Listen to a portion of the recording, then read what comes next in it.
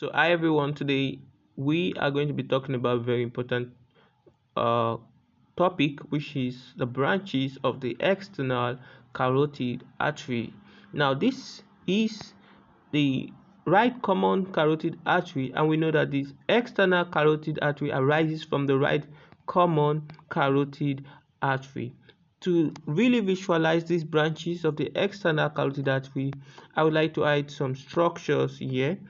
Majorly, I would like to hide the mandible. All right, I would like to hide the mandible. Okay, now looking at the external carotid artery, as I zoom in, this is the external carotid artery. Here it's also the external carotid artery. You can see that it gives a branch called the superior thyroid artery, and you know from the name thyroid, what structure is around the thyroid, the larynx too. So it supplies the thyroid gland as well as the larynx. So this is the superior thyroid artery. Now again, you can see another branching structure which is called the lingual artery. All right, this is the lingual artery which I am outlining here. The lingual artery is going to supply the tongue. It's going to supply the tongue, and that's what makes you have a good tongue. Smile.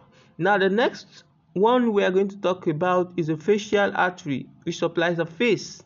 It supplies the face, it supplies the mandibular glands.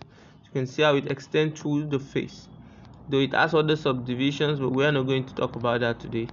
We're just talking about the main branches of the external carotid artery. Now we have another one called the occipital artery.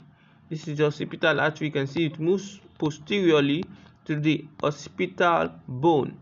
Now you can see how it supplies the occipital bone, and let me say it supplies the scalp. It supplies the posterior scalp. All right, now we have another branch which is called a posterior auricular artery. You can see it's around the auricle. This is it here.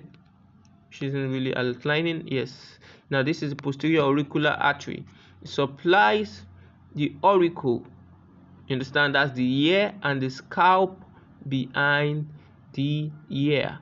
So majorly, while I was in school, we use these acronyms. Some anatomists like freaking out medical student, and the ascending pharyngeal artery, which is actually not visible in this structure, is also part of it. Thank you so much for watching.